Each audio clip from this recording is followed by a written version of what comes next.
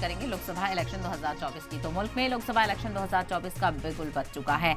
आम मुल्क में लोकसभा इलेक्शन 7 मरहलों में होंगे। इलेक्शन का प्रोसेस 19 अप्रैल से शुरू होकर 1 जून तक चलेगा और वोटों की गिनती 4 जून को होगी, यानी कि किस पार्टी का कब्जा होगा, कौन पार्टी इक्तिदार संभालेगी, ये 4 जून को पता चलेगा। तो वहीं 4 जून को पता चलेगा कि मुल्क के इक्तिदार की कुर्सी आवाम ने किस पार्टी या किस इत्तेहाद को सौंपी है। वहीं इलेक्शन की तारीखों को लेकर कई अपोजिशन लीडरान सवाल भी उठा रहे हैं। सभी पार्टियां अपनी अपनी तैयारियों में लगी हुई हैं। बिहार और महाराष्ट्र में सीट शेयरिंग का मसला इंडिया इत्तेहाद और एनडीए इत्तेहाद दोनों के लिए ही सियासी सिरदर्द बना हुआ है। इसी बीच लोकसभा चुनावों को लेकर गांधी परिवार से जुड़ी बड़ी खबर सामने आ रही है।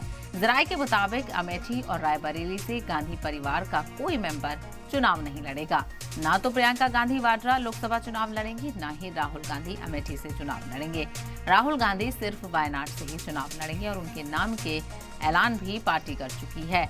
जराये के मुताबिक अमेठी और रायबरेली से गांधी परिवार का कोई मेंबर इस बार चुनावी मैदान में नहीं उतरेगा, यानी अमेठी और रायबरेली की रिवायती सीट पर गांधी परिवार इस बार किसी और को मौका देगी।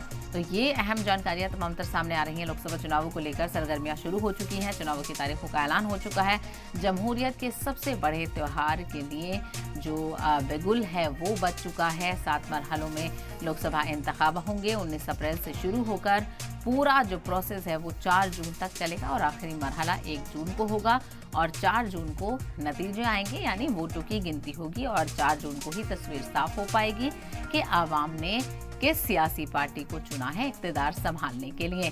तो प्रियंका गांधी वाड्रा लोकसभा चुनाव नहीं लड़ेंगी, ये भी अहम जानकारी सामने आ रही है, क्योंकि कई दिन से खबरें गश्त कर रही थी कि प्रियंका गांधी चुनाव लड़ सकती हैं रायबरेली से। तो वहीं राहुल गांधी वायनाड के अलावा अमेठी से भी चुनाव लड़ सकते हैं, लेकिन रायबरेली और अमेठी गांधी परिवार की रिवायती सीट रही हैं और ऐसे में इन सीटों पर ना लड़ना गांधी परिवार का क्या मायने दिखाता है और इसके क्या सियासी मायने हैं।